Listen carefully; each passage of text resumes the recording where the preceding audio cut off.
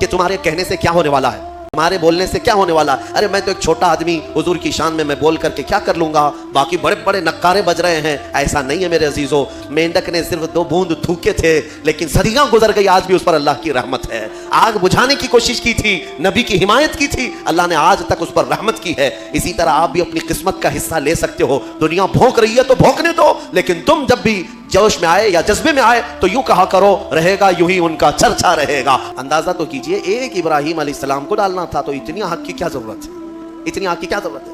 یہ مشرکین کی فطرت ہے کہ انتقام جب لینے کی بات آتی ہے تو یہ بھڑک جاتے ہیں اور بہت ہی زیادہ بڑے پیمانے پر نقصان پہنچانے کے پلان بناتے ہیں۔ پہلے کس سے بھی عادت رہی ہے، اتنی بڑی آگ لگائی یہاں تک کہ اوپر سے اگر کوئی پرندہ بھی جاتا تو جل جاتا اس آگ۔ السلام علیکم دوستو، کیسے ہیں پیارے اسلامک بھائیو؟ امید کرتا ہوں انشاءاللہ آپ سب خیریت سے ہوں گے۔ اللہ کی بارگاہ میں دعا ہے اللہ سب کو دین اور دنیا کی نعمت سے مالا مال عطا فرمائے، آمین یا رب العالمین۔ آج ایک ایسی ویڈیو لے کر آپ سب کی خدمت میں حاضر آیا ہوں۔ یہ ویڈیو دکھانے کا بس ایک ہی مقصد ہے، حضرت ابراہیم علیہ السلام نے نمرود کو کہا تھا ہمارا خدا تو وہ ہے جو مشرق سے سورج کو نکالتا ہے، اگر تو خدا ہے تو مغرب سے سورج کو نکال کے دکھا۔ یہ بات سن کر نمرود کو اتنا غصہ آیا، پھر کیا ہوا آئیے اس ویڈیو میں سنیں گے مفتی سلمان اجری صاحب کی زبانی، اور اس ویڈیو کو دیکھ کر زیادہ سے زیادہ عمل بھی کرنے کی کوشش کریں گے انشاءاللہ۔ تو بنا دیر کیے ہوئے آئیے اس ویڈیو کو دیکھتے ہیں دوستو۔ حضرت سیدنا ابراہیم علی نبینا علیہ الصلوۃ والتسلیم کا ذکر یہاں پر ہے، وہ جو آپ کے بچپن میں واقعہ پیش آیا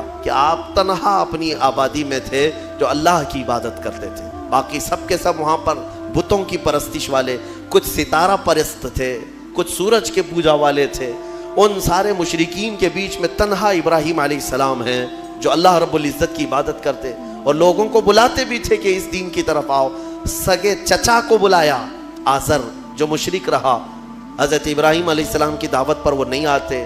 بتوں کا تو ایک بہت بڑا میلہ لگتا تھا، اتنے بڑے وہاں پر تراشے ہوئے ان کے اپنے خدا تھے جن کے پاس منتیں مانگی جاتی ہے، اعتکاف کرتے، نظر و نیاز کرتے، اس زمانے کے جیسے طریقے تھے ان کے۔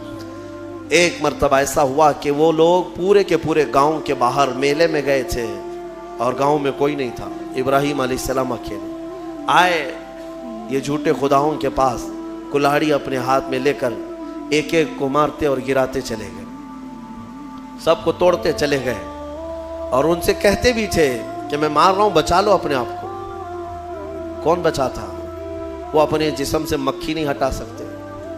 پھر اس کے بعد سارے لوگوں کو زمین بوس کر کے بڑے بت کے گلے میں کلاڑی لٹکا دیا، جو سب سے بڑا تھا اس کے گلے میں کلاڑی لٹکایا اور واپس چلے آئے۔ شام کو جب لوگ آئے گاؤں والے، اپنے خداؤں کا یہ حشر دیکھا تو آگ بگولا ہو گئے۔ یہ سب ایسی درگت کس نے بنائی ان کی؟ قرآن میں اللہ تعالیٰ فرماتا ہے قالوا من فعل هذا بآلهتنا، سب کہنے لگے کہ کس نے کیا ہمارے خداؤں کے ساتھ ایسے؟ پھر سب آپس میں بات کرنے لگے، قالوا سمعنا فتى يذكرهم يقال له ابراہیم، ہم نے سنا ہے کہ ایک نوجوان رہتا ہے جس کا نام ابراہیم ہے، اسی نے کیا ہوگا، وہ اکیلا نہیں آیا تھا ہمارے ساتھ۔ تو لوگوں نے کہا بلاؤ اس کو۔ بادشاہ وقت کے سامنے بلایا گیا اور پوچھا گیا اَأَنْتَ فَعَلْتَ هَذَا بِآلِهَتِنَا یا ابراہیم، اے ابراہیم ہمارے خداؤں کے ساتھ تو نے ایسا کیا ہے؟ یہ سب ایسی درگت ان کی تو نے بنائی، سب ٹکڑے ٹکڑے نیچے گرے ہوئے ہیں۔ قال بل فعلہ کبیرہم، ابراہیم علیہ السلام نے کہا نہیں، ان کے بڑے نے کیا ہے، ان کے ساتھ ان کے بڑے نے کیا ہے۔ بڑا بہت موجود تھا نا، بڑا جس کی کلاڑی گلے میں لٹک رہی تھی، تو لوگ حیرت میں رہ گئے کہ ایک بڑے نے چھوٹوں کو سب کو کیسے مار دیا۔ ابراہیم علیہ السلام نے ذو معنی بات کی تھی، یعنی جس کو دو معنی والی بات کہا جاتا ہے۔ وہ تو جاہل سمجھ رہے تھے کہ ابراہیم نے کہا ہمارے بڑے خدا نے سب ایسا کیا، جبکہ ابراہیم علیہ السلام کی نیت یہ تھی کہ ان کا بڑا تو میں ہی ہوں، ان کا بڑا میں ہی ہوں، ان کے بڑے نے کیا ہے، آپ سچ ہی بول رہے تھے۔ لوگوں نے کہا ان کا بڑا ایسا کیسے کر سکتا ہے، ایسے کیسے کر سکتا ہے؟ تو آپ نے کہا باقی تو سب مرے ہیں، ایک تو کھڑا ہے، اس سے پوچھو کس نے کیا، ایک تو ابھی باقی ہے نا، اسی سے پوچھو باقی سب کے ساتھ ایسے کس نے کیا۔ تو سب غصے میں لال پیلے ہو گئے، کہا کہ تم ہمارے خداؤں کے بارے میں ایسی ایسی باتیں کرتے ہو۔ تو ابراہیم علیہ السلام نے کیا جملہ کہا کہ اف لکم ولما تعبدون من دون اللہ افلا تعقلون، लानत है तुम लोगों पर, अल्लाह के सिवा दूसरों की इबादत करते हो, ऐसों की जो ना अपने आप को बचा पा रहे हैं, ना किसी को नफा दे सकते हैं, ना नुकसान दे सकते हैं, ऐसों की इबादत करते हो। अब जाहिर सी बात है, हक बात कड़वी होती है, कड़वी लगती है, होती नहीं है, लगती है कुछ लोगों को जिनको कबूल ना करना हो। और गुस्से में उन लोगों ने इब्राहीम अलैहिस्सलाम के खिलाफ एक महाज छेड़ दिया, हुक्म हुआ कि एक आग लगाई जाए और इन्हें जलाया जाए। ये सुन नहीं पाते हैं, हालांकि जो हकीकत है वो बताओ तो लाल पीले हो जाएंगे, गुस्से में आ जाएंगे। ये बरसों से चला आ रहा है, बरसों से ऐसा है। इब्राहीम अलैहिस्सलाम को आग में डालने के लिए उन्होंने जो आग लगाई, तफसीर में उसके लिए फरमाया गया 1 महीने तक जलाते रहे। 1 महीने तक सारे लोग लकड़ियां जमा किए, जंगल काट काट करके उन्होंने लकड़ियों का ओट लगा दिया। आग जब भड़काई गई, अंदाजा तो कीजिए, एक इब्राहीम अलैहिस्सलाम को डालना था, तो इतनी आग की क्या जरूरत है, इतनी आग की क्या जरूरत है। ये मुशरिकीन की फितरत है कि इंतकाम जब लेने की बात आती है तो ये भड़क जाते हैं और बहुत ही ज्यादा बड़े पैमाने पर नुकसान पहुंचाने के प्लान बनाते हैं। पहले की से भी आदत रही है। इतनी बड़ी आग लगाई, यहाँ तक कि ऊपर से अगर कोई परिंदा भी जाता तो जल जाता, उस आग की गर्मी इतनी थी। और सबसे पहले उन लोगों ने मिंजनीक बनाई, मिंजनीक जिसमें पत्थर रख करके, जो तोप होता है, तोप जिस तरह उड़ाते हैं, वो इब्राहीम अलैहिस्सलाम के लिए बनाई गई सबसे पहले, क्योंकि करीब में जा करके डालेगा कौन आग में, जो करीब जाता वो भी जल जाता। काफी दूर 1 मील तक उसकी गर्मी आ रही थी। मिंजनीक में इब्राहीम अलैहिस्सलाम को रख करके उड़ाया गया ताकि आग में वो उछल करके जाए, करीब तक तो कोई जा नहीं सकता था। उन्होंने मिंजनीक में रख करके इब्राहीम अलैहिस्सलाम को उड़ाया। जब इब्राहीम अलैहिस्सलाम आग में गिरे जा रहे थे तो अल्लाह रब्बुल इज्जत ने जिब्राइल अमीन को भेजा कि फौरन जाओ इब्राहीम के पास और उनको आग से बचाओ। जिब्राइल आए और कहने लगे, अलका हाजतुन या खलील अल्लाह, ऐ अल्लाह के खलील कोई हाजत हो तो बता दे, आग में गिरने के करीब हैं। इब्राहीम अलैहिस्सलाम कहते हैं, हाजत तो है मगर तुमसे नहीं, मेरे रब्बे जुल जलाल से। ये तवक्कुल था, यकीन था। अल्लाह ताला फौरन फरमाता है, कुलना या नारू कूनी बरदन व सलामन अला इब्राहीम, हमने कहा ऐ आग इब्राहीम पर ठंडी हो जा, सलामती वाली हो जा। अल्लाह का ये हुक्म था, या नारू, ऐ आग। उस वक्त हजरत इब्राहीम अलैहिस्सलाम के लिए जो जलाई गई थी आग, वो दिख तो रही थी आग, लेकिन अंदर से ऐसी ठंडी थी जैसे किसी बगीचे की ठंडी हवा। इब्राहीम अलैहिस्सलाम उसमें कई दिनों तक रहे और आपके जिस्म तो दूर की बात, आपके कपड़े का रुआं तक नहीं जला। और इतना ही नहीं, रिवायात में मिलता है कि उस जमाने में पूरी दुनिया में जहां जहां आग जल रही थी, सारी आग ठंडी हो गई थी, क्योंकि अल्लाह ने फरमाया या नारू, ऐ आग ठंडी हो जा। तो हर आग ने यह महसूस किया कि यह हुक्म मेरे लिए तो नहीं है। दुनिया में जहां जहां आग जल रही थी सब ठंडी हो गई। इब्राहीम अलैहिस्सलाम के लिए ठंडी की गई थी एक आग, लेकिन दुनिया की हर आग ठंडी हुई है। इसीलिए हमारा यह अकीदा है कि अल्लाह तबारक व तआला जब अपने महबूब बंदों की मोहब्बत में रहमतें उतारता है या उनके आसपास से अजाब उठाता है, तो जो करीब में होता है सबको भी वो बरकत मैसर आ जाती है, वो बरकत मिल जाती है। इब्राहीम अलैहिस्सलाम कई दिनों तक वहाँ रहे और उसके बाद आग बुझाई गई। और जब आग को ठंडा किया गया तो इब्राहीम अलैहिस्सलाम अपने कपड़े झाड़ते हुए कई दिनों के बाद आग से बाहर आ रहे हैं। मेरे अजीज़ों, वहाँ कैसे रहे आप? यहाँ तक कि रिवायात बताती हैं कि इब्राहीम अलैहिस्सलाम को उस आग के अंदर फल भी मिलते थे, ग़िज़ा भी मिलती थी, पानी भी मिलता था, सारी नेमतें मिलती थी और खाते भी रहते थे, पीते भी रहते थे। यानी इब्राहीम अलैहिस्सलाम के लिए अल्लाह ताला ने वो मुकम्मल एक बेहतरीन आरामदेह बागीचा बनाया। ये मौला की शान है, वो जब आग को चाहे ठंडा फरमाए और कभी ठंडे को चाहे तो आग भी बनाते, उसकी कुदरत के फैसले। इब्राहीम अलैहिस्सलाम जब बाहर आए तो जानते हैं वहाँ पर मौजूद लोग जिन्होंने देखा वो इब्राहीम अलैहिस्सलाम पर ईमान ले आए। अब इब्राहीम अलैहिस्सलाम के इस मौजज़े के बाद गांव वाले और परेशान हो गए, जिसको हम हमेशा के लिए ख़त्म करना चाह रहे थे, अब तो ये आग से बाहर आने के बाद हमारा आधा गांव अपने दीन में ले लिया है।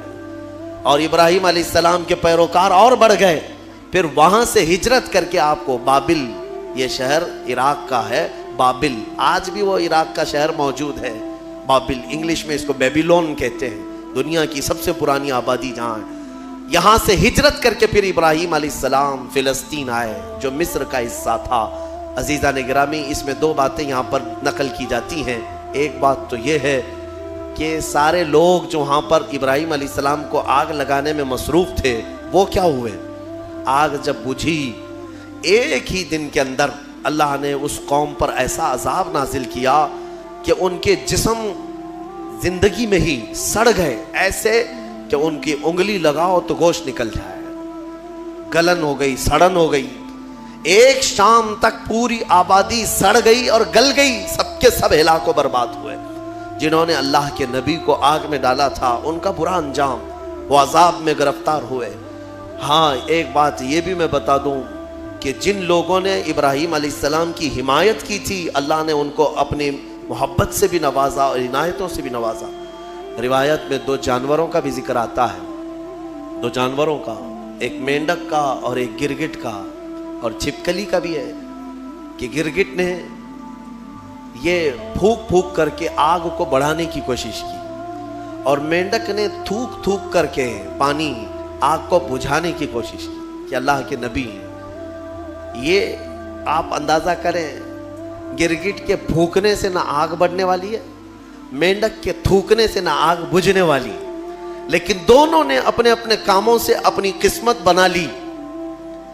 गिरगिट की हमेशा ये किस्मत बन गई कि मेरे आका सल्लल्लाहु अलैहि वसल्लम ने फरमाया, ये गुस्ताखे नबी है, जहां इसे पाव मार दो, और एक मार में मारो तो ज्यादा सवाब है, सवाब है इसको। और मेंढक के बारे में फरमाया, खबरदार इसको कहीं देखो तो मारो मत, इसलिए कि ये अल्लाह के नबी की हिमायती है।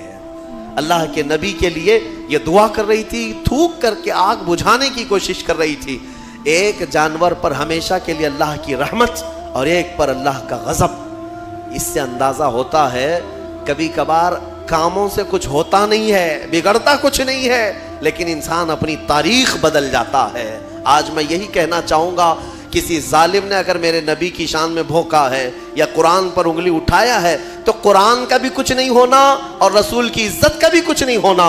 लेकिन इन जालिमों ने अपनी किस्मत बना ली, हमेशा के लिए मरदूद और मलऊन हो गए। और तुम्हारे लिए मैं कहता हूं, दो जुमले अगर तुमने हुजूर की शान में बयान कर दिए, कुरान की शान में बयान कर दिए, तो ये भी मैं बता दूं, ना रसूल की शान तुम्हारे बोलने से बढ़ने वाली, ना कुरान की शान बढ़ने वाली। उनकी शान तो खुद मेरे मौला ने बढ़ा रखी है।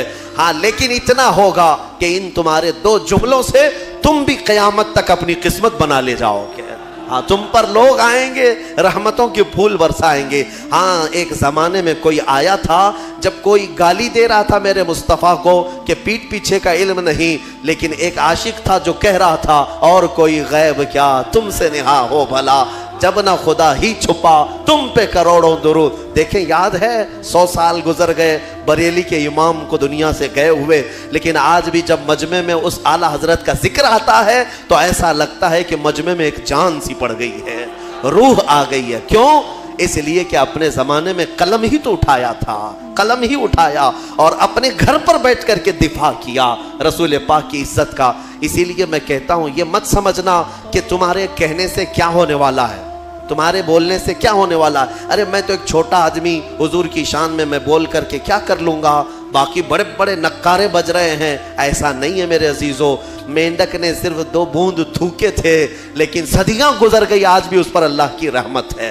आग बुझाने की कोशिश की थी, नबी की हिमायत की थी, अल्लाह ने आज तक उस पर रहमत की है। इसी तरह आप भी अपनी किस्मत का हिस्सा ले सकते हो। दुनिया भौंक रही है तो भौंकने दो, लेकिन तुम जब भी जोश में आए या जज्बे में आए तो यूं कहा करो, रहेगा यूं ही उनका चर्चा रहेगा। पड़े खाक हो जाएं जल जाने वाले, खाक हो जाएं अदू जल कर, मगर हम तो रजा, दम में जब तक दम है जिक्र उनका सुनाते जाएंगे। तुम्हारे कहने से आप क्या समझते, कुछ नहीं होगा? بہت ہوگا، بہت ہوگا۔ آنے والی 100 نسلیں بھی یاد رکھیں گی کہ نبی پر کوئی بھوک رہا تھا تو ایک عاشق جواب بھی دے رہا تھا، میرے مصطفیٰ کریم صلی اللہ علیہ وسلم کی عزت پر بات کر رہا تھا۔ یہ تاریخ بن جائے گی۔ یہی نہیں، قیامت کے دن بھی کروڑوں کا نہیں اربوں کا مجمع ہوگا، لیکن تمہارا نام لے کر میرے مصطفیٰ پکاریں گے، نام لے کر پکاریں گے۔ کہاں ہیں فلاں بن فلاں؟ جب لوگ گالیاں دے رہے تھے تو تیری زبان میرے نغمات بول رہی تھی۔ جب لوگ ہرزہ سرائی کر رہے تھے تو کوئی کہہ رہا تھا محمد سید الکونین والثقلین والفریقین من عرب ومن عجم۔ 700 سال ہو گئے امام بوصیری کو دنیا سے گئے ہوئے، لیکن آج بھی ہمارے مجمع میں مولایا صلی وسلم کے قصیدے گنگنائے جاتے ہیں۔ کیوں؟ اس لیے کہ وہ ایک چٹائی پر بیٹھ کر کے ہی میرے مصطفیٰ کی شان بیان کیا۔ مولا نے امام بوصیری کو ہمیشہ کے لیے زندہ کر دیا، ہماری مجموع میں زندہ کر دیا۔ دیکھیں حضور کی شان میں جس نے بھی کہا وہ آج بھی زندہ ہیں، ان کے نغمات بھی زندہ ہیں، ان کے اشعار بھی زندہ ہیں۔ گستاخی کرنے والے آئے چلے گئے، کہاں ہے ان کی گستاخیاں کہاں ہیں؟ نہیں ملیں گی تمہیں۔ لیکن ہر زمانے میں، ہر علاقے میں، ارے یہاں کرناٹک ہے آپ کا علاقہ، آپ کی زبان ویسے تو کنڑ ہے یا ہندی ہے یا جو بھی ہے، آپ کو عربی سے کیا تعلق ہے؟ عربی جانتے بھی نہیں ہو، لیکن جب کبھی کوئی مولا یا صلی وسلم دائماً ابدا پڑھتا ہے، سمجھ میں کچھ نہ آئے، ہاتھ بھی باندھ لیتے ہو، گردن بھی جھکا لیتے ہو۔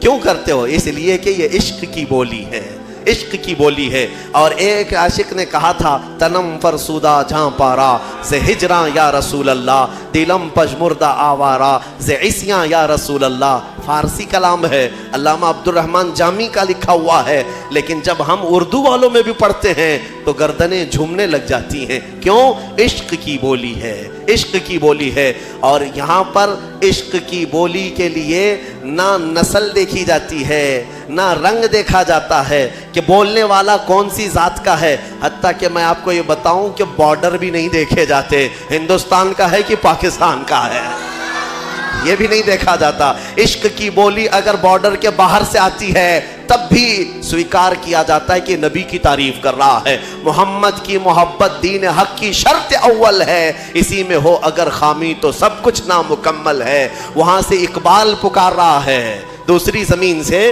اقبال پکار رہا ہے کہ محمد سے وفا تو نے تو ہم تیرے ہیں، یہ جہاں چیز ہے کیا لوح و قلم تیرے ہیں۔ ہم نے اشعار دیکھے، زبان دیکھی، پھر یہ نہیں پوچھا کس خاندان سے ہے، کس ملک کا ہے، کس زمین پہ رہتا ہے، کس کا شاگرد ہے۔ ہم نے کچھ نہیں دیکھا، بلکہ اشعار میں مٹھاس تھی تو نغمات کو زبان پہ بھی چڑھا لیا اور سینے پہ بھی بسا لیا۔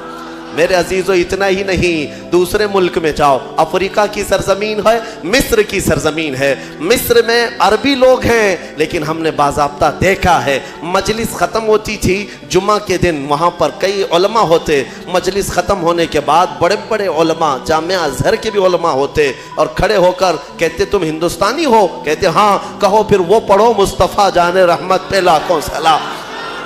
ان کو کیا سمجھ آتی تھی؟ کیا سمجھ ہے؟ ہم نے پوچھا بھی تھا سمجھتے ہیں آپ؟ کہتے نہیں سمجھ تو نہیں آتی، لیکن اس میں مٹھاس ہی کچھ اور لگتی ہے۔